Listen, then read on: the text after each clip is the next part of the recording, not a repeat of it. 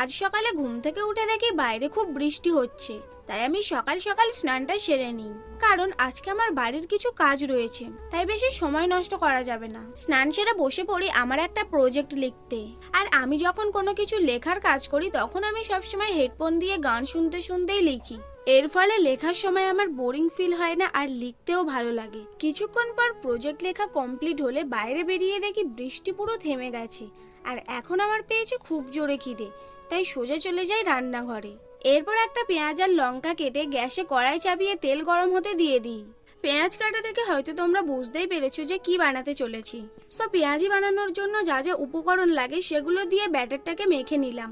এরপর তেল গরম হয়ে গেলে একটা করে পেঁয়াজি নিয়ে সেই গরম তেলে ছেড়ে দিলাম। আর কিছুক্ষণ ওয়েট করে এপিট ওপিট উল্টে ভালোভাবে ভেজে তুলে নিলাম। তো আজকের মিনি ব্লগ এইটুকুই। এইরকম ছোট ছোট মিনি ব্লগ দেখার জন্য চ্যানেলটাকে সাবস্ক্রাইব করে দিও। ততক্ষণের জন্য টাটা।